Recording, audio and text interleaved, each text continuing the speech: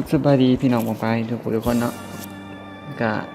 วันนี้ก็มาพบกันคือเก่าเช่นเก่าเช่นเคยเนาะกับข้าพเจ้าเนาะเกษณาภาษาโปรแกรมเนาะก็มาในมื้อนี้ก็สิมาแนะนำการใช้ Word เนาะใช้ Word ใน Microsoft เนาะ2016เนาะซึ่งจะมาบอกวิธีการใช้บรรทัดเนาะหรือว่าการใช้เส้นขอบเขตตารางเนาะบ่แม่นขอบเขตตั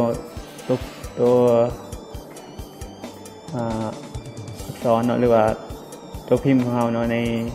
Word Microsoft คือในการพิมพ์บทรายงานต่างๆมันก็จะมีขอบเขตเนาะขอบเขตการใช้การพิมพ์ข้อความเนาะคือถ้ามันบ่มีขอบเขตบ่มีนะถ้าพิมพ์ไปซื่อเนาะมันก็จะเฮ็ดให้ข้อความเฮาออกมาบ่สวยงามเนาะหรือว่ามันบ่เท่ากันนั่นแหละเส้นของมันก็มื้อนี้ก็สิมาบอกวิธีเนาะการตั้งค่าแล้วก็การใส่บรรทัดเนาะแล้วก็การตั้งค่าเพิ่นเริ่มต้นเนาะของการใส่ Microsoft Word 2016เนาะก็ขั้นตอนในวิธีในรายนั้นก็เดี๋ยวสิบอกกันเลยเนาะเดี๋ยวเปิดหน้า Word ขึ้นมาก่อนเนาะ รอถ่ายหน่อยเนาะโอเคเนาะกำลังดีเปิดมาแล้วคือตัวนี้แม่นเอาตั้งค่าเรียบร้อยแล้วเนาะคือเส้นตัวนี้ตั้งค่าเรียบร้อยแล้วถ้าผู้ใดที่บ่มีเนาะก็สามารถไปตั้งค่าได้เนาะเดี๋ยวสิบอกหน้าต่อไปเนาะสมมุติว่าเนาะผู้ใดที่ใช้ Word ใหม่ๆเนาะคือลง Windows ลงใช้คอมใหม่มันก็สิยังบ่ทันตั้งค่าหยังสักอย่างเนาะก็หน้ามันก็สิถือตามนั่นแหละเนาะก็คือตอนนี้เนาะคือเฮาเข้ามาที่ Layout ก่อนเนาะแล้วเข้ามาที่ Layout แล้วเฮาเข้ามาที่ตัวนี้เนาะSpacing นี่เนาะ Spacing คือมันจะมี Left Right แล้วก็Before เนาะแล้วก็ After เนาะคือทั้งหมดนี้เนาะถ้าเฮาใส่ Word ทมิตเนาะมันจะตัวนี้เนาะ After นี่เนาะหลังของความนี้มันจะใส่8 ppm เนาะให้ทุกคนลบออกเนาะให้มันเหลือเป็น0เนาะบ่แม่นว่านั่นเนาะให้มันเหลือเป็น0ให้มันเท่ากันทั้งหมดนี่เนาะคือการตั้งค่าที่1เนาะแต่สมมุติว่าถ้าเฮาอยากไปตั้งหน้ากระดาษเนาะก็เพียงแต่เข้ามาตัวนี้เนาะมันสังเกตว่าลูกศรสีลงนี่เนาะเข้ามาตัวนี้คือหน้ากระดาษเริ่มต้นมันจะหายเฮาคือทุกคนอาจสิบ่ได้ตั้งไว้สิเนาะบางตั้งในเอกสารทวิตมันอาจสิบ่เท่าเลขตัวนี้ผู้ใดที่เป็นนิ้วก็ตั้งเป็นนิ้วเนาะถ้าผู้ใดที่ตั้งไว้เซนติเมตรก็ตั้งไว้เซนติเมตรเนาะคือส่วนลายถ้าในเอกสารที่เป็นทางการเนาะส่วนลายมันจะประมาณ2 จุดปลายเนาะ2.5เนาะมานี่คือตัวนี้ท็อปเนาะท็อปก็คือตัวที่อยู่ทางเทิงนี่เนาะขอบกระดาษที่อยู่ทางเทิงเนาะขอบกระดาษที่อยู่ทางเทิงเนาะเล็บเนาะเล็บก็คือหน้าทางซ้ายเนาะซ้ายมือตัวนี้เนาะนี่เนาะทางซ้ายมือตัวนี้คือตัวนี้มันจะใส่แบบพื้นที่ร้ายเนาะเพราะว่าเราต้องได้หนีบราเฟอร์เนาะเราอาจจะตั้งประมาณ3ก็ได้เนาะ 3.5 ก็ได้เนาะประมาณนี้ก็ได้คือหน้าทมิตเนาะหรือว่าเราสิตั้งเป็นหน้าทาวอนอะไรก็ได้นั่นเนาะเพราะว่าเราต้องได้หนีบราเฟอร์เนาะแต่ตัวต่อมา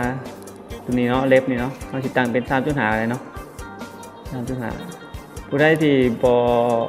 บ่อยากคลิกตัวนี้ก็เพียงแต่พิมพ์เอาอะไรเนาะพิมพ์ 3.5 อะไรก็ได้นี่เนาะให้ตั้งเป็น3.5คือชุดนี้ก็ตั้งสำคัญเลยเนาะเพราะว่าเราบ่ได้ใช้พื้นที่ปานใดเนาะมีแต่ตั้งขอบเขตข้อความซื่อๆเนาะโอเคเนาะถ้าผู้ใดอยากรู้ว่ามันระยะห่างอะไรเนาะคือมันสิมีหน้าพรีวิวของมันเนาะนี่เฮาสมมุติว่าเฮายับเนาะมันก็สิเคลื่อนไปเนาะเคลื่อนไปให้เฮาก็สังเกตเบิ่งได้เนาะว่าเฮาสิเอาเท่าใดตั้งในขนาดที่เหมาะสมกับข้อความเนาะในการใส่คือตัวนี้จะเป็นหน้านอนเนาะนี่จะเป็นหน้าตั้งนี่เนาะ ประมาณนี้ในการตั้งค่ากระดาษสมมุติเฮาตกลงเนาะตกลงมันก็สิยับตัวนี้เข้ามาให้เฮาเนาะเพราะว่าเฮาต้องได้ใช้พื้นที่ตัวนี้ในการใส่นี่กราฟเฟอร์เนาะต่างหลังจากนั้นเนาะสมมุติว่าเฮาบ่มีเส้นตัวนี้เนาะบางคนที่บ่มีเส้นในขอบเขตนี่เนาะจะสามารถเข้าไปเอาได้เนาะก็คือเปิดตัวนี้ขึ้นมาเนาะเปิดไฟล์ขึ้นมาเนาะแล้วเข้าไปที่ option เนาะ option แล้วก็เข้ามาที่ advanced เนาะถ้าเป็นภาษาไทยก็สิประมาณขั้นสูงอะไรเนาะ advanced นี่เนาะแล้วก็คลิกเข้าไปเนาะคลิกเข้ามาแล้วเฮาเลื่อนลงมาเนาะเลื่อนลงมาเนี่ยเนาะเลื่อนลงมาหน้าที่เห็นเนาะเลื่อนลงมาเนาะนี่เนาะให้ทุกคนมาสังเกตตัวนี้เลยเนาะตัวนี้มันจะเขียนว่า show document นี่เนาะ context นี่เนาะก็คือ show เส้นอันนี้ของมันนี่เนาะคือเขาเลือกได้เนาะว่าเขาสิโชว์เส้นตัวใดเนาะถ้าตัวอย่างเนาะผู้ใดที่บ่มีเนาะบ่มีว่าสิเนาะให้ทุกคนนับ1 หอ 7เนาะ1 กอมหอ 7นี่ให้ทุกคนมาติ๊กหน้านี้เนาะมันก็จะขึ้นเนาะสมมุติว่าเฮาบ่ติ๊กนี่มันก็สิบ่ขึ้นบ่แสดงเนาะของแต่ละคนเนาะครับถ้าผู้ใดที่บ่ฮู้ว่ามันอยู่ในขอบเขตนี้ก็ให้ทุกคนสังเกตตัวนี้เนาะแล้วก็มี1นี่เนาะแล้วก็สังเกตว่าตัวลุ่มนี่มันจะเขียนว่า show document context เนาะมันติ๊กเนาะติ๊กแล้วก็ตกลงเนาะแล้วเส้นตัวนี้ก็จะขึ้นมาเนาะเส้นตัวนี้ก็จะขึ้นมาให้เฮาก็แบบง่ายๆเนาะคือเฮาก็สามารถพิมพ์เนาะพิมพ์ต่างมันก็สิกำหนดให้เฮาเลยเนาะว่าประมาณนี้ตลอดเนาะเราสามารถได้เนาะหลังจากตั้งค่าตัวนี้แล้วเนาะบางคนเนาะบ่มีอยากจะเอาอะไรเนาะอยากจะเอาเส้นอะไรวะบรรทัดเนาะบรรทัดตึงหัวมันขึ้นมาเนาะก็สามารถไปเอาได้เนาะก็คือเอาไปที่นี้เนาะวิวเนาะมันเขียนว่าวิวเนาะแล้วมาสังเกตตัวนี้เนาะมันเขียนว่ารูเลอร์เนาะคือบรรทัดเนาะคือบางคนเนาะอาจจะมีเบิด3เนาะแบบสิแล้วผู้ใดที่บ่อยากบ่มักเนาะในตาตารางแบบสิเนาะก็สามารถติ๊กออกได้เนาะก็คือตัวนี้เนาะกาซินเนาะนี่เนาะไกดินเนาะไกดินปกติเนาะบ่ผู้เก่งภาษาอังกฤษอะไรก็เพียงแต่มาติ๊กอันนี้เนาะถ้าสมมุติว่าเฮาบ่อยากได้บรรทัดเนาะก็เพียงแต่ติ๊กออกเนาะก็จะออกเนาะผู้ใดที่ต้องการก็คลิกกันเนี่ยเพราะว่าเฮาสิรู้เลยเนาะว่าระยะห่างของ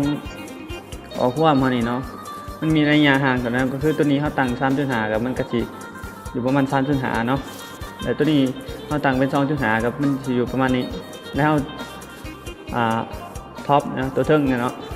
ขอบเทิงนี่ก็เฮาก็มาเบิ่งเนาะมันอยู่ประมาณ 2.5 เนาะก็มาเลื่อนลงเบิ่งตัวลุงไว้เนาะตัวที่มันขีดดำๆเนาะคือจุดหมายของมันเนาะจุดบอกตัวที่ลุ่มของเขาคว่ำเนาะคือที่เวลาที่เอาพิมพ์มันเนาะชีวิตประมาณนี้เนาะถ้าสมมุติเนาะ